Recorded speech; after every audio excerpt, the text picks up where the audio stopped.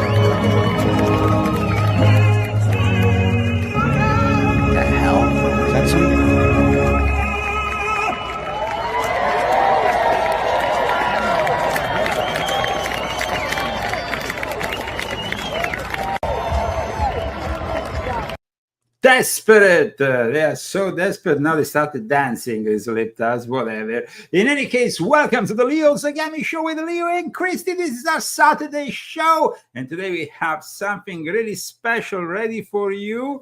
Of course, we have already published an article on leozagami.com that should direct you to the topics that we will be discussing today. In the meantime, welcome once again to our weekend show. We had another, of course, interesting episode of the MAGA Counter Cognitive series during the week. We talk about the Jesuits and how they control Europe. This time, though, we have Dr. Faro and his great products, like, for example, BB Espresso Power and BB Plus, which is strawberry kiwi. We will be talking about these products in a second, but first of all, who are the sponsors of today's show, Christy, aside from Dr. Faro? We have Daniel Estes and Margarizada Minta and Andrew Galt. Thank you guys so much for your donation. We really appreciate it. So, okay. That's great. And then Dr. Farrell. Yes, who has these great products, and our favorite is still, of course, the Buonavita BB Plus Strawberry. Buonavita is the name of the company, which in Italian means a good life. A good life you can live also thanks to this supplement. So what are the key benefits of Dr. Faro's product in this case, Christy? Okay, for the strawberry kiwi, we have it's a powerful antioxidant and it improves immune function. It's a balanced superfood blend with no added sugar. It has enzymes, probiotics, and fiber for digestion, over 10 certified organic foods, no stimulants or caffeine, detoxification of body systems, and alkalizes the body and balances the pH. And we really, can I show that? We really like it. Like, we like it so much. See, it's empty. That's how much we like it. We use it. We love it. Yeah, it's like, you know, great. And the fruit is all organic, great. So great quality. So we recommend you to check out the website of Dr. Faro, because Dr. Faro is a little bit old school. So it's a little bit different. You don't really order on a shop online, on an online shop. No, you have instead the possibility of calling him and contacting him directly. This is, for example, the website. I'm going to put it in the chat for you. I'm going to show it also so you can have a look at the product. It's really important to take care of your health. If you don't feel good, you can't do all the things that you want to do. So put your health first with Bonavita. Right? Yes, and of course, you will find all the ingredients, the daily recommendations of how much you need to use, and all the rest. But alternative care and Dr. Faro can be found where, Christy? In Lake Wales, in Florida. Lake Wales, Florida. And you can stop by and say that the Leo Zagami show sent you. And you might get special treatment. Who knows? Yeah, treatment. The phone number to contact and book your products is 863-676-2225. These are, of course, natural products that can help you out. I mean, we need help these days with all the viruses going around and all everything the things we need to fight. So we need to fight, and of course, it's additional help. In no way wants to substitute, of course, what are ordinary medicines, what you can get at the pharmacies, but it is a way of building up your immune system. So keep it in mind. And of course, you can become a sponsor of a show with GoFundMe.com as well as Cash App. And if you want to connect with us, contact us through our main email, ordoilluminatorum@gmail.com. You can find it also at my website, leozagami.com, where I post also my latest article and my latest articles this week, because I posted more than one. I haven't been active because I've been very much. Yeah, birthday. It was his birthday. It was, well, we said that. I know. We said that already. I think we got over that. We're over your birthday. But I want to wish, of course, a happy recovery to our friend Kevin, who had a surgery yesterday. I want to send my regards to our friends in Argentina, to our friends in Japan. Franco Presta, one of my oldest friends I know since 1986, guys. That's almost how many years? I want to think about it. Makes me feel old, but I'm still young because, of course, I keep myself healthy and I eat also healthy thanks to the Zagami family cookbook, which will transform literally your kitchen in a 5-star Italian restaurant. And I'm telling you this because on my birthday I went out and I was totally disappointed, not by the morning. I mean, no, we had a great breakfast, but dinner was. But horrible. Dinner was instead, guys. You can transform it. It's made pasta, pesto and pasta, homemade, great stuff. That's nice. That's a zucchini. Ah, no, that's the zucchini. So is this one? Okay, this one. But the zucchini one is nice. So we have still a few zucchini. Maybe you should make this one. Oh, wait, what's that one? Is that the? This is the Lanerano. I know, it's not Lanerano. You need provolone. I can get some provolone. Tomorrow I'm gonna get an extra zucchini and we make. I'm sick of zucchini. You had too much zucchini this week? Okay. Yeah, and we just ate a zucchini pizza. I don't want any more. Okay, but we had a great pizza today also. Yeah. Aside from the zucchini one, we also had another pizza. Because this book also teaches you how to make pizza, which is not an easy. Pizza was really good. Pizza is not an easy job. It's something that you need to hack. And here are all the secrets together with the secrets how to make your fresh pasta, aside from your fresh sauce. And there is many. Okay, at this point, we can move forward with the article I published today, which, of course, I'm not sure if it's going to generate controversy or not. But a lot of people have asked me why your first book in the English language was titled Pope Francis the Last Pope, ? And I always referenced, of course, to the prophecy, the alleged prophecy of Saint Malachi. But at the same time, I said there was a specific plan for the transformation of the Catholic religion to a one-world religion. And this plan, of course, included also the unification of all the various churches. It's in a Masonic plan that started during the Second Vatican Council. So let me explain you the importance of today's article on leozagami.com. Christy, while she was correcting this article, she was kind of like, how was it, Christy? I said, are you going to have to make me read this thing? I mean, it's complex, but it's important to understand the relevance of and the nuances of every single passage of it. You see, like I said, it's not only about the alleged prophecies of Saint Malachi, who was a 12th century monk, and actually they say that he might not even have written this prophecy, that they were actually written posthumously by other people as it first appeared in 1590. And of course, if you calculate all the popes that he has listed, you arrive to Pope Francis as the last pope. Now, the thing is, guys, that no matter how fraudulent a prophecy is, if it's the product of a forgery, it tends to then manifest. And in this story that I'm about to tell you today, there was another forgery that actually manifested in the papacy itself. Because you see, when we're talking about the papacy, the assumption of papal primacy has always been based on an alleged apostolic succession from Peter, which is indicated in Matthew 16, 18, 19, when you have that passage that says, "You are Peter, and on this rock I will build my church." And everybody's like, okay, Peter, if you are Peter, you must be the first pope. However, the church in Rome, for the first 140 years of its existence, did not have a presiding bishop.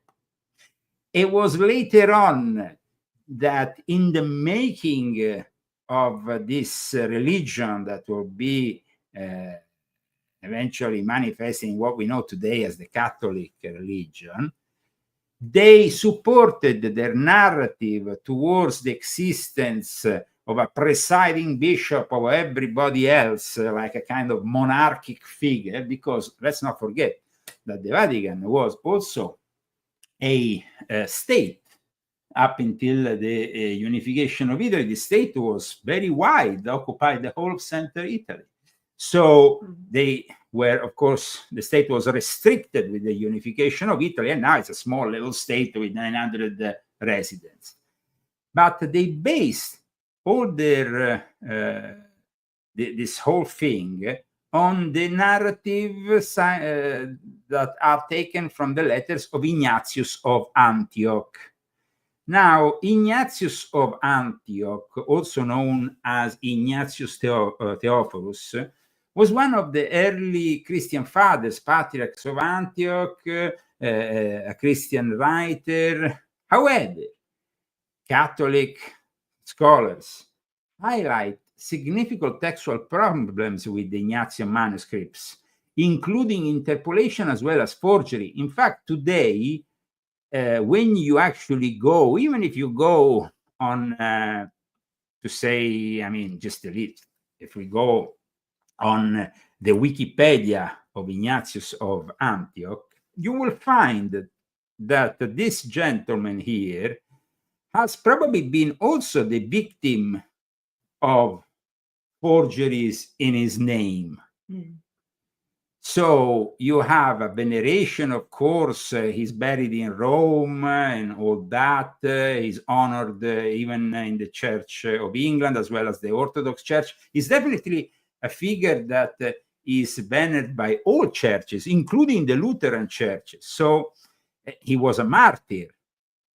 It's quite interesting also that his name was Ignatius, because we know that the other great figure of controversy in the Catholic Church is Ignatius Loyola. So the fact that these two Ignatius have been so important in the Church of Rome, because it is the Church of Rome after all.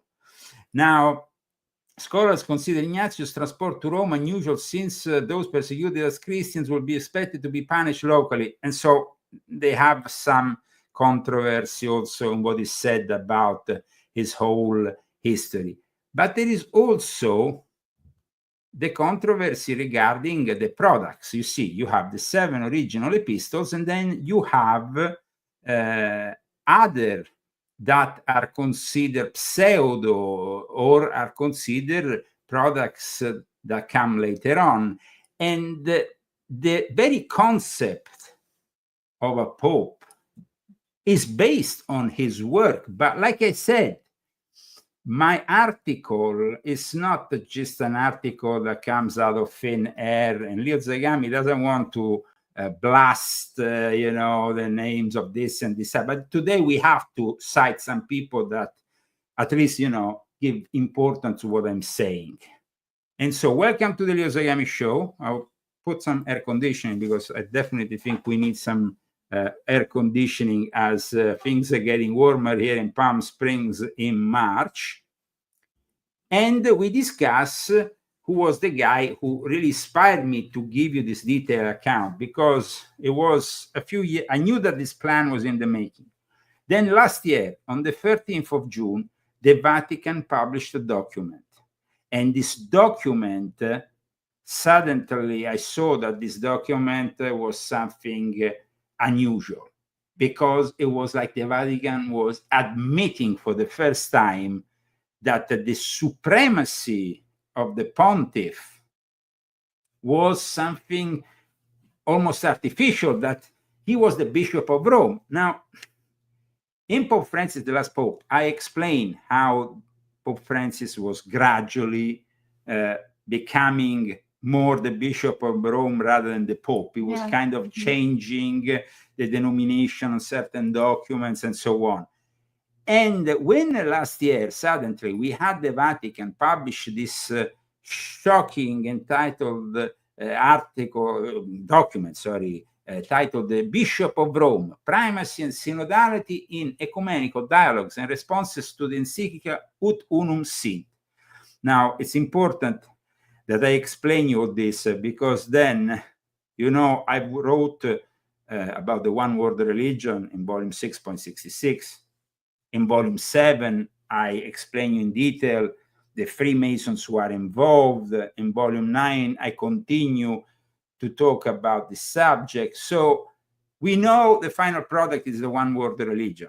But first, there has to be a total unification of the Christian churches. And this new document that was published last year on the 13th of June, also the 13th of June, is a particular number. 13th in the Tarot symbolizes for example, death, transformation. Nothing is coincidental. And this article is about the primacy and synodality in the ecumenical dialogues and in the responses to the encyclica Ut Unum Sint, which is an encyclica that was published many, many years before, and it was, of course, something connected to Jean Paul II, to his gathering in Assisi with all the other religions, and his will to unify. But there is a problem here. I'm not saying that what they're stating here is false. They are maybe finally admitting the truth. The problem is, why now? Why after the Second Vatican Council? And here I have a problem. The fact that for 2,000 years they pushed, almost 2,000 years, they pushed this narrative of Rome and the papacy with this Pontifex Maximus, which, by the way, was a title that wasn't even Christian. The Pontifex Maximus was the high priest of Rome 300 years before the arrival of Christ. It's a title that already existed in pagan times. It was the high priest. And in 300 AC, before the advent of Jesus Christ, we had the nomination of this Pontifex Maximus, the supreme Pontifex, this figure who unified all the cults of ancient Rome. And in 250 AC, we had also, and it was picked up by the nobility, the patricians. Then the plebeians There was even a first plebeian nominated 50 years later, Pontifex Maximus. So this is very important what I'm telling you today, because this document that they have published last year, which I'm about to show you, is a document that will be revealed in its fullest potential after the death of Pope Francis, so that after the nomination of the new Pope, there will be a conclave. You know, there is people who are asking me, Leo, but I'm investing in Polymarket on this or this other candidate. That's okay, guys. You can do it. You can play your games. I don't do any betting. It's contrary to my religion. But if you want to bet, you're welcome to do so. I would suggest Cardinal Turkson. If you make $1 million, send me a little. Because we can't do crypto either. Because we are forbidden in our religious view of things. So the 13th of June 2024, they published this the document. It is a very important document because Pope Francis and the Jesuits have prepared the way, paved the way. So after the nomination of the first African Pope, that will already shock the world. Everybody, oh, the last Pope, the prophecies. At that point, there will be, boom, this other thing coming out saying, well, I'm no longer the Pope. I am simply the Bishop of Rome. Historically, we got it wrong for almost 2,000 years. Now, this changes everything. So it is my friend, Dr. Julius Gomez, who inspired me to really bring you this article today. When he first wrote about it last year, I saw that he wrote a first version of this article, which was rather interesting. But then recently, he wrote an even more, let's say, detailed version on his Substack, which I said, wow, well, that sounds like he's spot on. Because he says the new Vatican statement, so this new document, is a ticking time bomb. And this ticking time bomb is like gonna explode after Pope Francis is, of course, dead. So, Julius Gomez, just for those who don't know it, used to work at Church Militant. I collaborated with Church Militant a while ago. Then Church Militant, of course, there was a scandal. The whole website was brought down. Now Dr. Julius Gomez no longer works there. He has a doctorate, though, in biblical studies from the University of Cambridge, and he's currently a Vatican accredited journalist based in Rome. And he's the author of 5 books and several academic essays. And he has explained in detail this whole thing by also confirming that there's a consensus among Catholic, Protestant, and even secular historians that say that all indications are that, and here I'm quoting a very famous historian, Himon Duffy, that all the indications say that there was no single bishop in Rome for almost a century after the death of the apostles.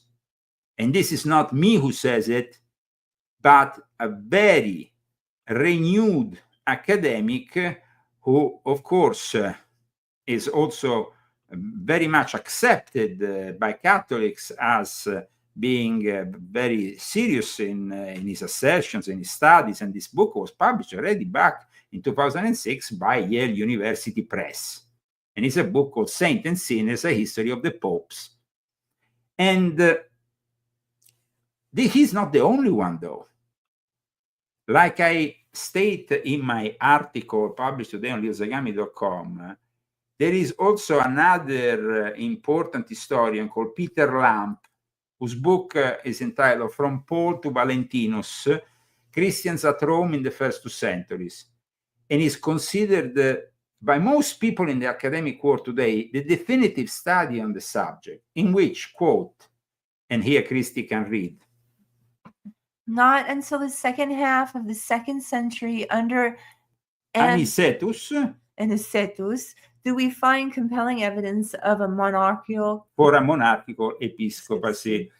Very important, this, guys, because that means that up until that moment, there was no pope.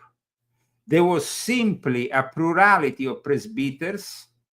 There was a constellation, as Duffy himself expresses in his book, a constellation of independent churches that used to gather in the house of wealthy members of the community. So you understand that at one point, though, the infallibility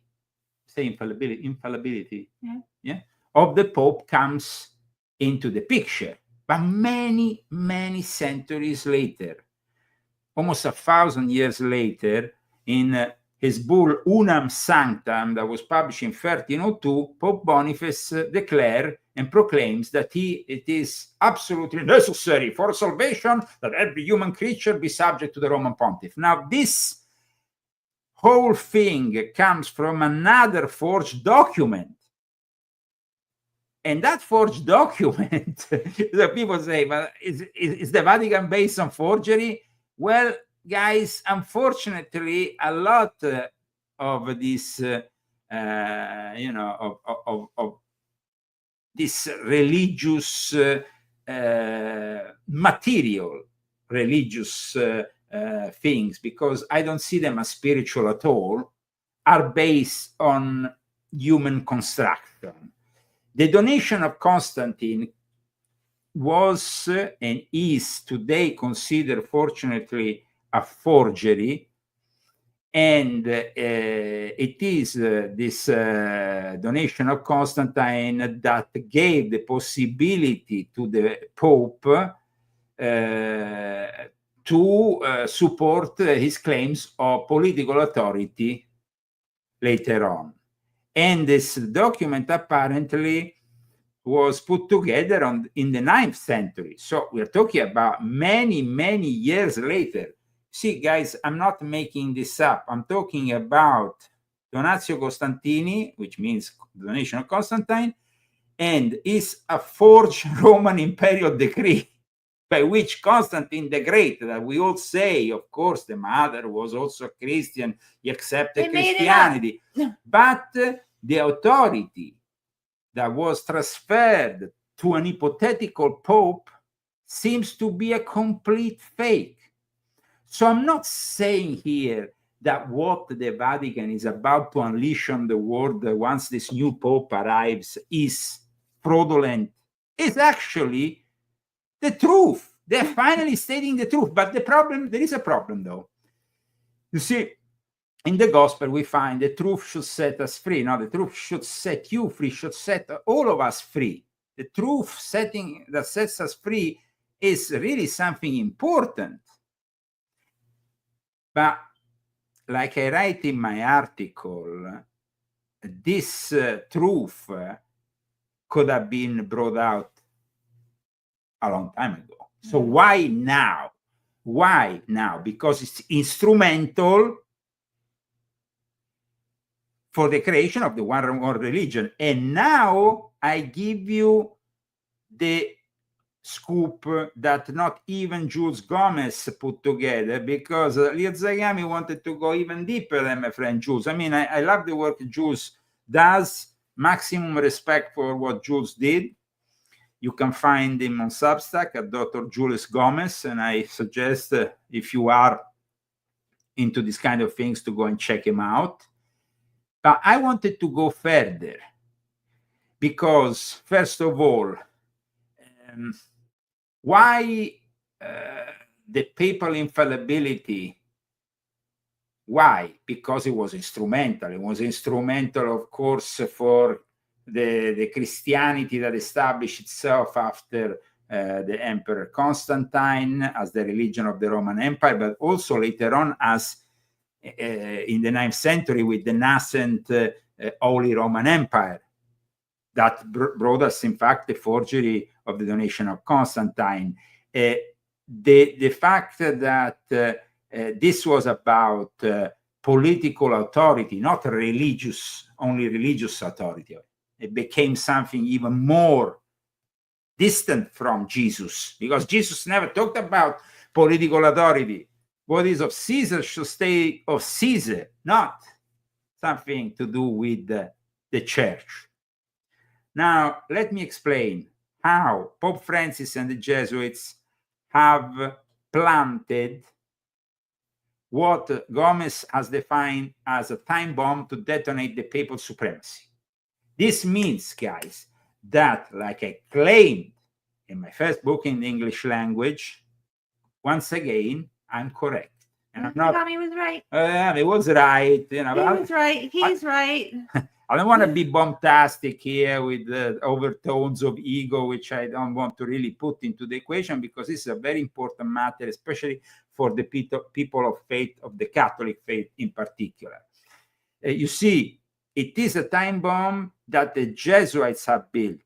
And that's why I said I went further than Jules in my research, and I found out that on the 13th of June, 2024, while the Vatican brought out this document, the America magazine, which is the official magazine of the Jesuits in America, published this article.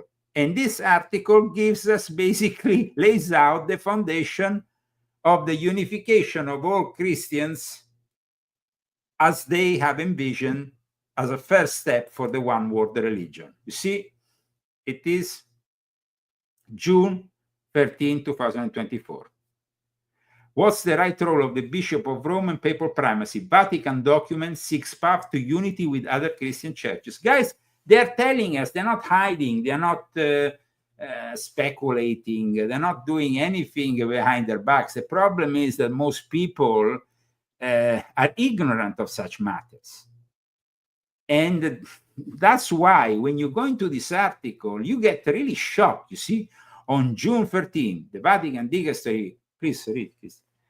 Dicastery of Promoting Christian Unity released an important study document on the role of the Bishop of Rome and how that role is viewed by other Christian churches as expressed in the ecumenical dialogue since the Second Vatican Council.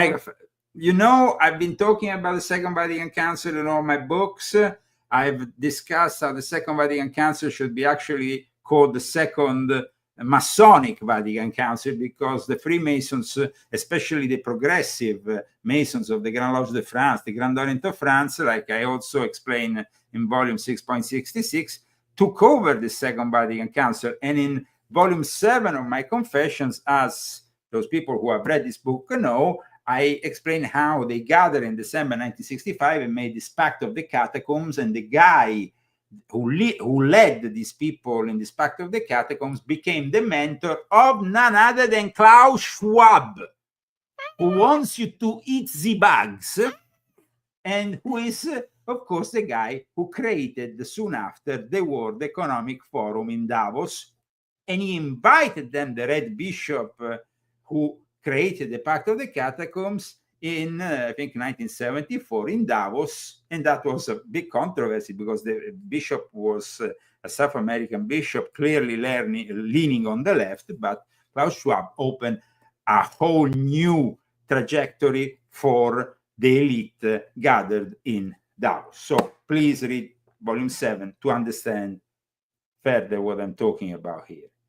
Now, going back to the article of the Jesuits. The study documents comes 29 years, so this year is 30 years, please. After John Paul II encyclical on the Catholic Church's commitment to Christian unity.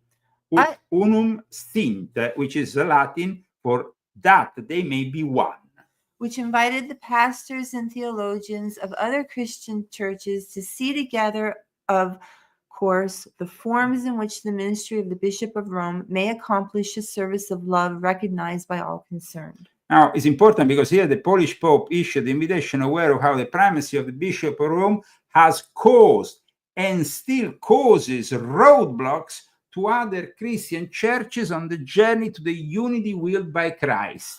What? So, you see, the new study document contextualizes John Paul II invitation. It recalls the understanding and exercise of the ministry of the Bishop of Rome entered a new phase with the Second Vatican Council, like I always said in my books. Yeah. Now, this document, 147-page study document, some say a few pages more, it's the document that I'm about to show you. The Bishop of Rome. This is the document that will be promoted after the death of Pope Francis for ending the supremacy of the papacy. And of course, from that point onwards, you will not be able to call him Pope anymore, but simply Bishop of Rome. And I repeat, this is ready to go. See, Libreria Editrice Vaticana, the whole thing is ready to go. The Cathedral of the Bishop of Rome in the Papal Basilica of St. John in Lateran, because the Vatican existed in San Giovanni, where I have still an apartment in front of it, and where it was my local church, which I'm very acquainted with, and Christy knows. Yeah, I know. And so here are all the instructions for the next Pope to eliminate and to reunite the church and the new perspectives for a ministry of unity. And they'll just make it however they want, right? No, they're going to make it basically in a way that the Pope is no longer a Pope. They can unify the Christian churches, and then at that point, they can embrace also Islam, Judaism, Buddhism, and every other religion in the world. So at that point, it becomes what they say here is the synodality ad extra, walking together.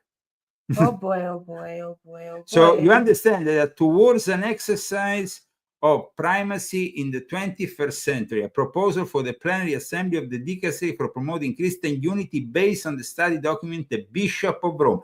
I repeat, this document has been in the making since the Second Vatican Council by the Jesuits and by the people working with them, and will finally be fully revealed after the conclave nominates the new Pope that will rather be known as the Bishop of Rome. And it responds to the encyclica of John Paul II, Ut Unum Sint. So this is the end of an era. That's really heavy stuff, man. So Pope Francis, the last Pope, question mark. The answer is, of course, yes. And the confirmation comes from none other than the Vatican itself, but also the Jesuits, who, of course, then tell us how this is going to manifest, always in the same article.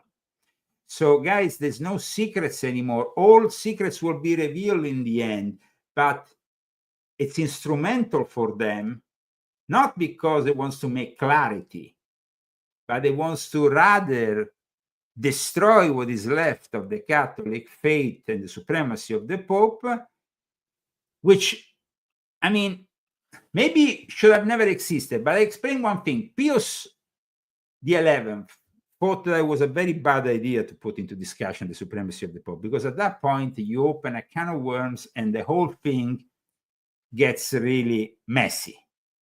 But the plan is in motion. The Pope is at the Hospital Gemelli, is probably dead or is about to die.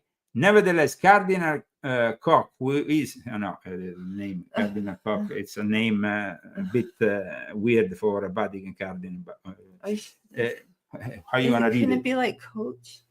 It could be Coach. I think you should say Coach. Okay, let's say Coach. In any case, this cardinal, in his 2013 exhortation, recalled that in the 2013 exhortation Evangelii Gaudium by Pope Francis, he remarked that we had made little progress in response to John Paul II's request to find a way of exercising the primacy, which, while in no way renouncing what is essential to its mission, is nonetheless open to a new situation.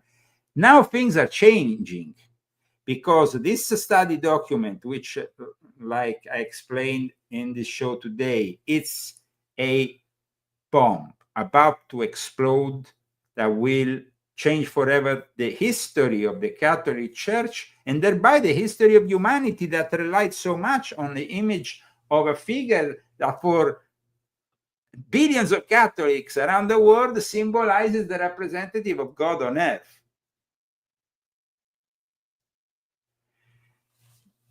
So you understand, it's very important that we reveal you this before we arrive to a conclave in which already there will be a shock, because, you know, I know that it shouldn't be shocking. Not for us. I mean, that's based on another prophecy of dubious origin, that it wasn't Malachi, it was a successive one that claimed there will be, that the last pope will be black, African. So that already is something that, you see, it doesn't matter if a prophecy is fraudulent. I said it at the beginning of the show. Mm-hmm. Prophecies can manifest or can be manifested by the interested parties. It's a little bit like that forgery of Albert Pike and the Third World War with the Mason and the whole thing. Fraudulent, but made to manifest. Black as a Jesuit? No, that was the other Pope, Pope Francis. Pope Francis is the last Pope. There will be no more popes. This new Pope will be Pope for a very short time, because he will renounce and will say the last Pope is Francis. We have found out that the supremacy of the Pope is an artificial concept, that the monarchical figure of a pope is an artificial concept, and we no longer accept it. Guys, if you study this document, self-fulfilling prophecies, absolutely correct.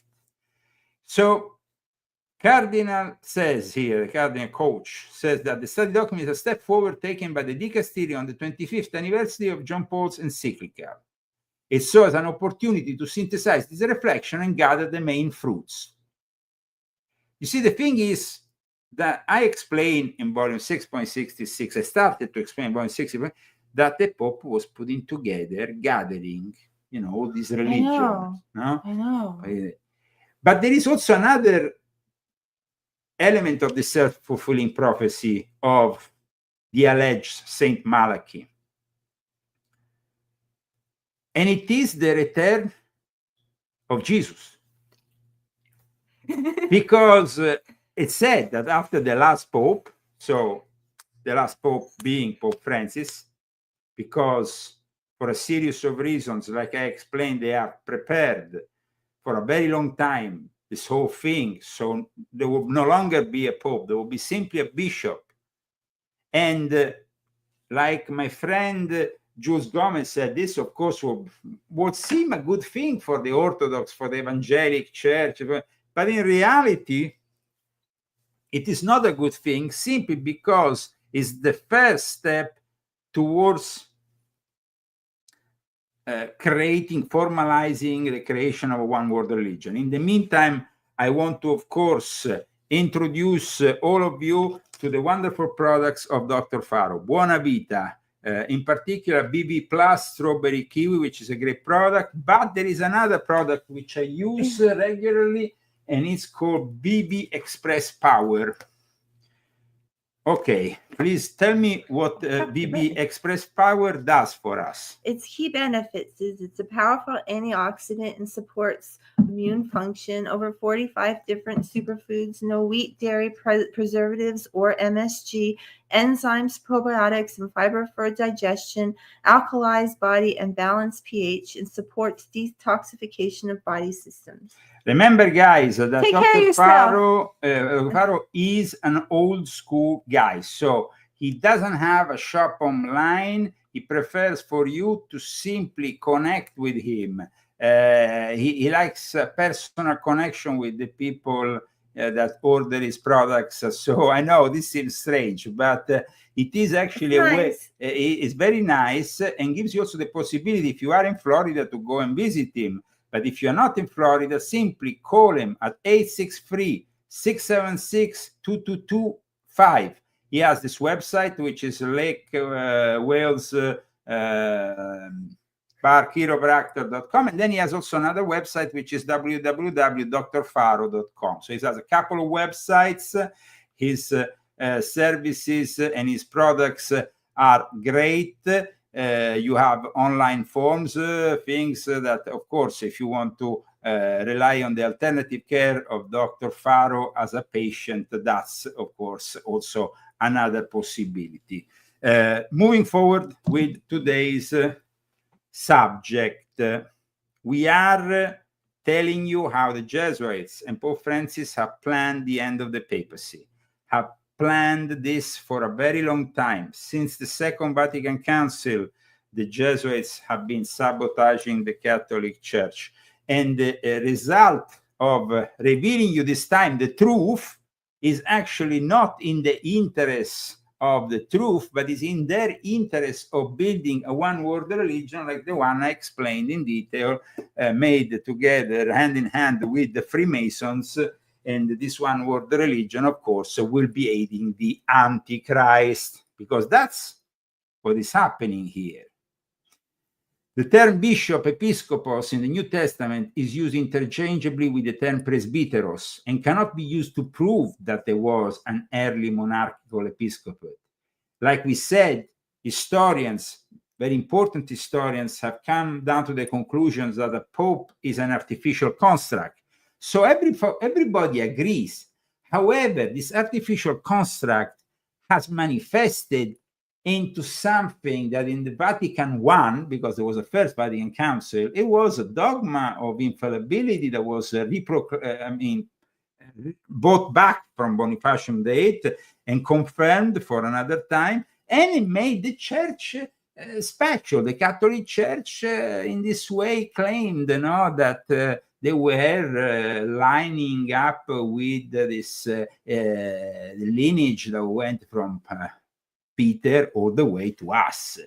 So there was this. But when you go, on the list of popes, and you see that actually there is a list of popes, even on Wikipedia, list of popes. Now, let me tell you, basically, this list of popes is fraudulent, is fake. It's the construction out of thin air of a myth.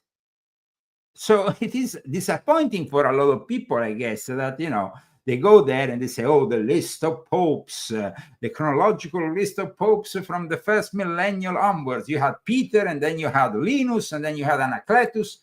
Well, guys, apparently, all this up until at least St. Pius I and Anicetus is maybe a little bit built on a construction of lies that was made so because they needed this. They needed this to promote their superiority. Of course, not everybody believed in them. Otherwise, you will not have all the Christian denominations you have today. I mean, the first to break with them were the Orthodox churches. And then you have the then you have the Reformation. Then, of course, the Jesuits arrived with the Counter-Reformation, trying to infiltrate all this. And in the end, now you have amongst the many cardinals that were nominated by Pope Francis, who has created a church in his conclave, a future conclave in his image. So he's, it's rigged, basically. And it's rigged in a way that we know that the next Pope will be exactly following the progressive, degenerate, perverse policies of Pope Francis. And amongst these cardinals, for the first time, we had, you remember, the cardinal from Sweden. There was never really a former Lutheran becoming a cardinal. Yeah. Now we have a former Lutheran that became a cardinal. And we have many others. Now we don't know if the Pope is truly alive, because the other day when he gave his message, there were a lot of people wondering, every evening people are reciting in St. Peter's Square the Rosary for the Pope. And the Pope delivered this message in Spanish that was really weird. It almost sounded like an artificial construct, an artificial intelligence construct. And it was in Spanish. It was very confusing. However, at the moment, for example, just today, CNN has published an article that really confirms the preparations, the high anxiety, they say, and the whispers of a conclave. This is an article, I repeat, from today, from CNN. And here you have high anxiety and whispers of a conclave, how the Vatican is dealing with Pope Francis' hospitalization. The Pope might be already dead, guys. The Pope might be already dead. Now, if the entering his fourth week in hospital, if the Pope dies perhaps on the 10th of March, I hope that doesn't happen. I don't wish the death of anybody. But if it was announced, because I repeat, the Vatican never announces the death of a Pope on the same day. They always do it when they feel it's the right time. So it could be just simply, nobody actually has seen this Pope since he entered that hospital, just as you know, just for you to know. Nobody has seen him with his eyes. There is a lot of talk about the Pope here, the Pope there, but the Pope has woken up and has signed this and that. The Pope has sit down today. Now he's in the bed with oxygen. They sure are like reporting on that thoroughly, Yeah, but there is never any eye-to-eye testimony, of this Pope. I think it could be in a fridge in the hospital. They're liars. In any case, if he's announced on the 10th of March, and I'm just making here an hypothetical conjecture, if the 10th of March is the day in which the Freemasons celebrate their dead. It is actually the day my father died, by the way. But he was not a Freemason, but it happened, a coincidence, a synchronicity of sorts. But in any case, the 10th of March, if they announce the death of the Pope, then it will be pretty clear that there is something really, really diabolical at work, even more than what we are already discussing today. However, like I said, the two highest ranking secretarial official, Cardinal Pietro Parolin, the Archbishop Edgar Pena-Parra, the substitute who is acting as Papal Chief of Staff, seem to be getting ready. And they have seen Francis in hospital, they say, on at least 2 occasions. But that seems also a little bit weird. We need proof of life. Today, in Italy, they celebrate the Festa delle Donne. They do it also in other places of the world, including Argentina. It is a celebration of women, but the nature and the origins of it is socialism, is emerging Marxism from 1907. So, I'm not a big fan of this event which celebrates women, which I have total respect for women, and I think it's a great thing. But I was kind of shocked when I saw that for the first time in the Vatican today, with a full audience, the Secretary of State of the Vatican delivered a message from the Pope to all the women for this event, which I say is not a religious event. This is actually an event born within Marxism, like the one from the Spartacus movement in Germany. And this was what happened in the Vatican today. See? And it says, we are sorry that the Pope can't be with you today, Pope Francis, but I'm delivering his message. We are profoundly united with Pope Francis, and we deliver his message here for all the women. and they say that he has written a message for this occasion, dear sisters, and blah blah blah.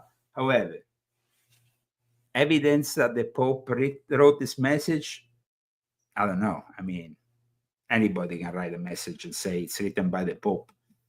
But like I said, it is a event within the Vatican that is actually mentioning a festivity that has nothing to do with the Christianity. So let me show you just so I show people that maybe don't know about this. I mean, like I said, nowadays it's like something, you know, everybody wants to celebrate it in Italy, but let me show you what it says in English, for example, about International Women's Day, and you will understand that it has nothing to do with the Catholic Church, and it is clearly from the image Frauentag, 8 March 1914. It's internet commemorates women's fight for equality, blah blah blah. But it originated with the labor movements, trade unions. Labor union movement. We're talking about international socialist women conferences. It has nothing connect communist activist Clara Zetkin proposed a celebration. They just ruin all things women. Socialist Party of America organized various version in 1909. We're talking here about a communist event that is celebrating women, but it's celebrated in the Vatican, and it shouldn't have been celebrated in the Vatican because you are embracing, it's implicit that you are embracing communism. But the Jesuits don't care. The Jesuits absolutely don't care. So this article I wrote today is very important. Go and read it at leozagami.com. Check out, of course, also volume 7 in regards to the one world religion. Check out all my books that touch this topic, volume 6.66, volume 9. Now, they have planted this time bomb, like I said. And so the church will never be the same. Gomez, my friend Julius Gomez, Dr. Julius Gomez, has defined this document as a Samson-like suicidal feat. And he says, it nobly announces that it's bringing the pontifical palace crashing down to the sake of ecumenical unity among the churches as a response to John Paul II encyclical on ecumenism. This is what my friend Gomez said. And it is the end of the office of the Pope for the sake of ecumenism, and is, of course, for the sake of the coming one world religion. And here are the 7 takeaways from the Bishop of Rome and the document that confirms Pope Francis will indeed be the last Pope, as confirmed by the prophecy of St. Malachi, as well as myself. So it is very clear when you read the key aspects of this document, which I have, of course, published in my article, that the papacy will no longer exist. And as me and a few years later, Dr. Jules Gomez predicted, Pope Francis was rewriting papal history from the start of his unprecedented Jesuit role and taking the papacy down a peg or two when he started shedding papal titles, like I said also in my book, Pope Francis, the Last Pope. Indeed, the said document that appeared, by the way, in the German bishop media, where they described it as the papacy should be transformed from a stumbling block into a cornerstone of ecumenism. So if you're Catholic today, you might no longer want to be Catholic in a few months from now. For those instead who are maybe Orthodox or evangelicals or from other denominations and might see this as positive, let me tell you, there's nothing positive about the unification of all churches in this particular period and under these despicable people, because it's not Jesus coming to you and saying, okay, we have to all be united. It is people that have nothing to do with Jesus, nothing to do with the Messiah, that of course will reunite everybody, because that is ultimately what he wants to do. Reuniting people and of course God, in front of God, the way of the heart for all the Abrahamic religions. But at the same time, guys, Jesus has unfortunately been, and this is something that we have seen described by Fyodor Dostoevsky in that Grand Inquisitor tale, which we discussed when we discussed the Inquisition. You remember? Mm-hmm. When basically the Great Inquisitor says, why you come here? Why you bother us? Why are you coming back? You have nothing else to add to what you have already said 15 centuries ago. And this was, of course, Dostoevsky depicting Jesus coming back during the Spanish Inquisition. That was one of the worst moments for the Catholic Church, as well as the Inquisition in general. That was definitely something that had very little to do with Christianity and a lot to do with the policies, first of the Dominicans and later of the Jesuits. The Jesuits have been constantly transforming themselves. And so we find them in a very conservative position when it suited them, and then, of course, promoting a more and more and more progressive church that eventually is manifesting in this upcoming one world religion that will no longer have the impediment of a pope as head of the Catholic Church. No, it's simply the Bishop of Rome.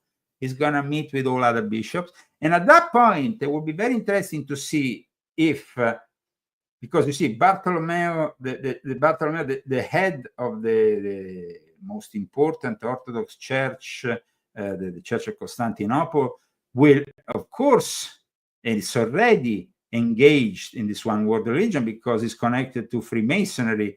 There is Kirill, though, in Moscow, who seem to reject this perspective. So once again, the geopolitical turmoil with Russia and the Vatican that sides with Ukraine so they can eliminate the Orthodox Church, you saw. I mean, Zelensky is a dictator.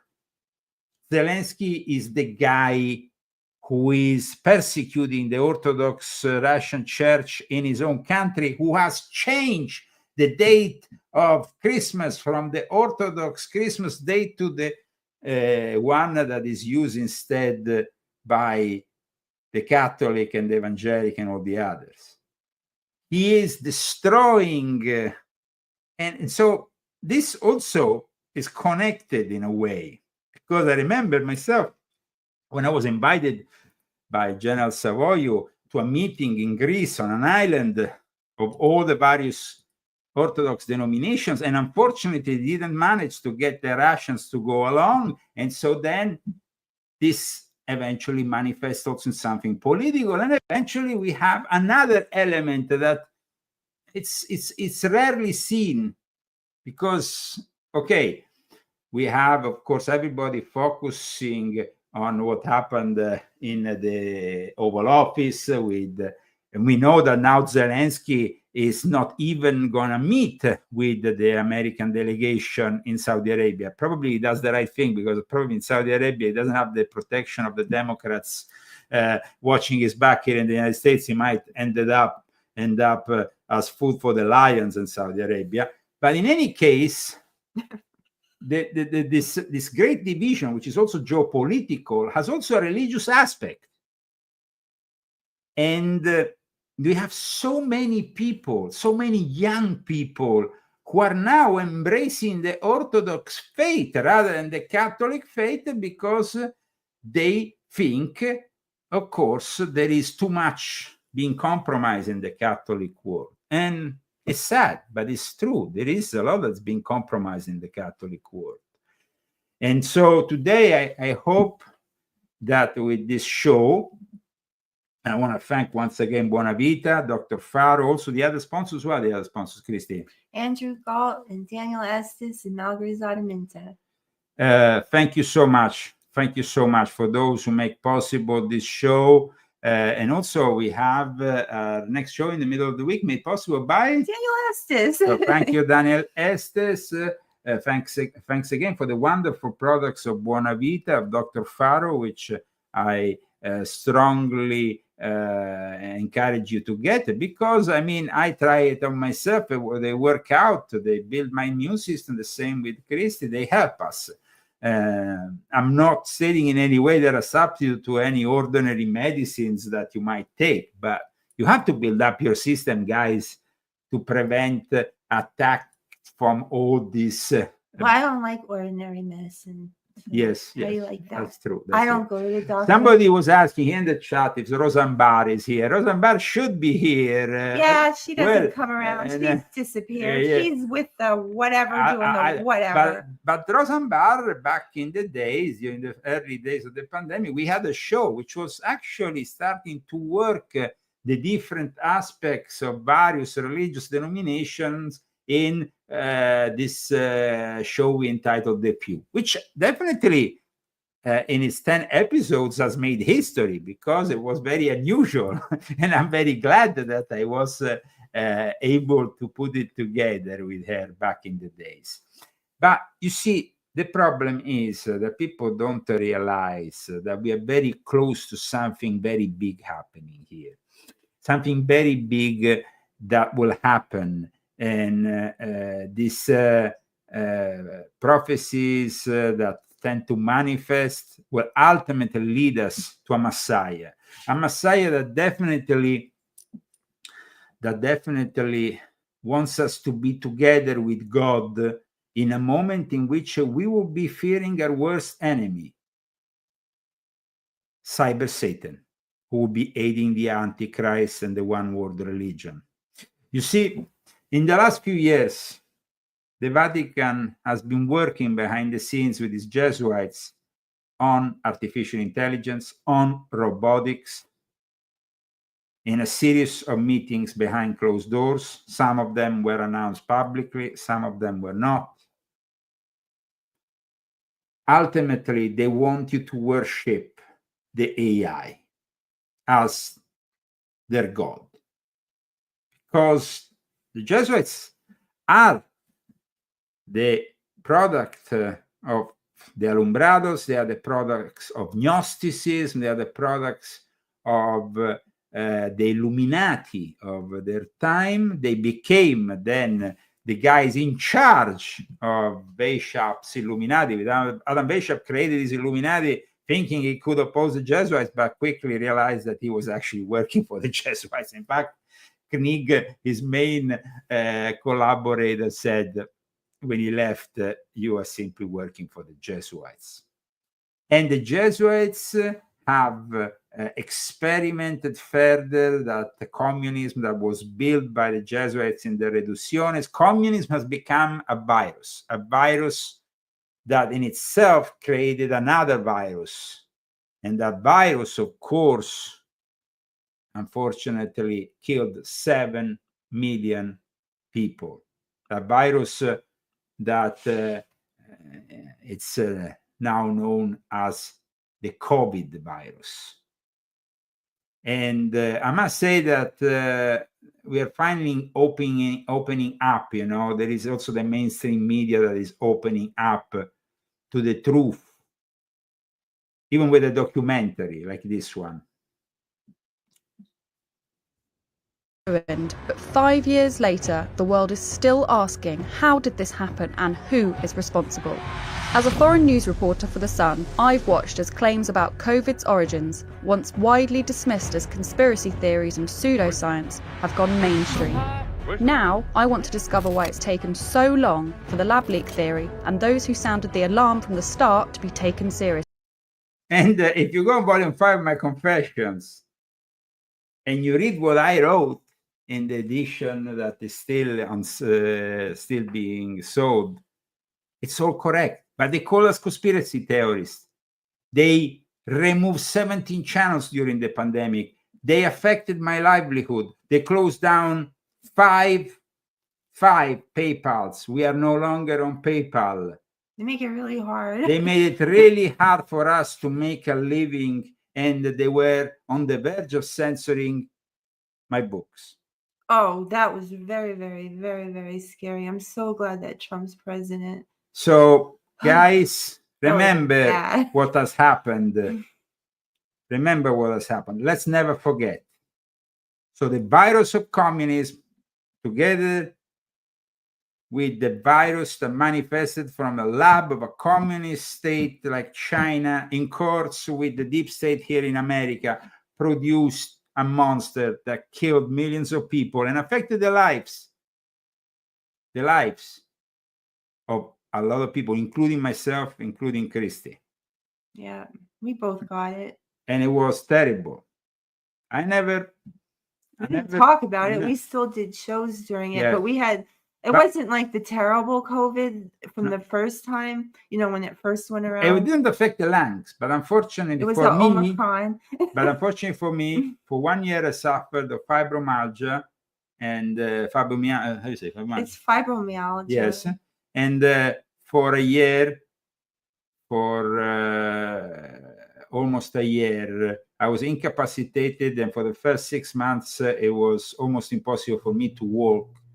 And I was broadcasting here, sitting down. Of course, you couldn't notice it, but I was having very serious problems because of my mobility, and fortunately, Christy was affected only for a month by that kind of symptoms, but I was affected for almost a year, and it was really terrible. Yeah, a lot of people were affected as well. So there is people nowadays who claim, I never existed, I never isolated the virus. Guys. And when you get it, it's like you feel like something really wrong is inside you. Like as soon as, it was just like we went out one time and we got it. And that was it. It took one time to catch it. We caught it. And I just knew I was like, I got COVID. I got it. But it was very terrible. I was affected also with brain fog, fortunately for a very brief period, because otherwise I couldn't do my work. I remember standing in front of a cash machine in front of a bank, and suddenly I forgot I picked up the money. The card was taken, the money too. I was kind of like left. And I said, oh, what's happening here? And so, fortunately, we got back into good health, and hopefully we will stay that way. And we thank, the people who prayed for us. Though we didn't tell anybody, so nobody prayed for us. No, there were some people who prayed for us, even if they didn't know. There were people. People prayed for us. Yes, they prayed. They prayed because maybe they sensed it. Even when we didn't tell them what we were. I always showed up with a smile. So absolutely. Even when I didn't feel good. And there's a lot of people that do that. It was pretty hardcore, guys. It was pretty hardcore. It was like being hit by I don't know, by a bus, because I remember at one point, Christy fell down the stairs because she had. Wow, it's because this stupid ass neighbor next door left her thing on the stair, and then I can't walk anyway, and she left her stupid trash on the stair, and then I fell. Yeah. And I fell. I had my dog too, so that wasn't good. But we don't need this pity party on us anymore. Right? A lot of people have a lot of things they're suffering absolutely from, but in fact, I'm very happy. We're just talking about the COVID thing because we did get it, and it is real. And it is real. It is real. It is real. Absolutely, guys. No, because the other day I went to my Italian show and I was like, and people still say, no, but it's not real. They haven't isolated. Guys, give up on that bullshit. It was unfortunately real. I went to find them. US officials who were in the White House as COVID took hold. This is not natural. This was orchestrated. But they didn't tell us.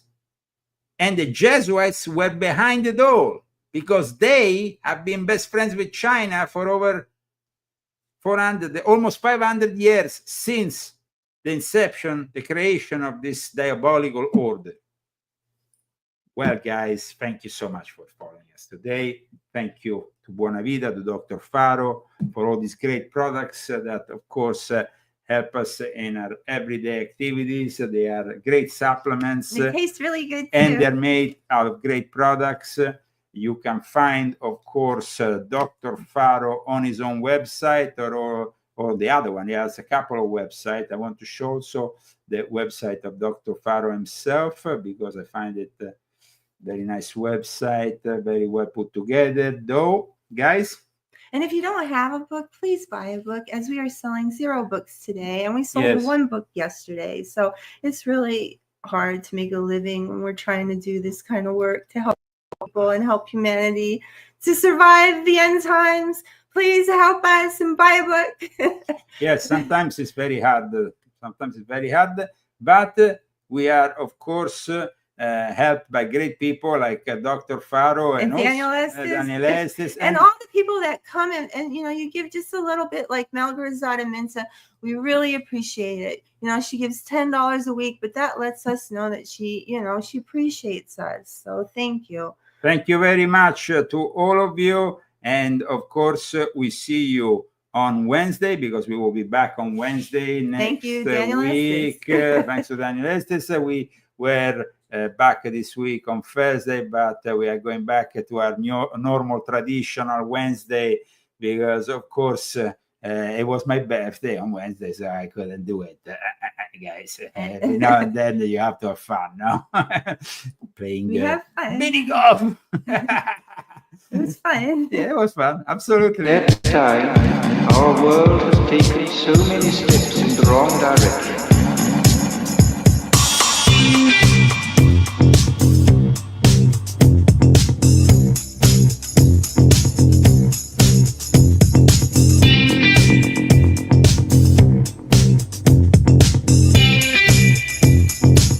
Negative utopia, science, technology, social organization, humanization. In the negative utopia, science, technology. The music of Vincenzo Viceversa, Medieval, and the images of Albert from Telepandemia. See you next time.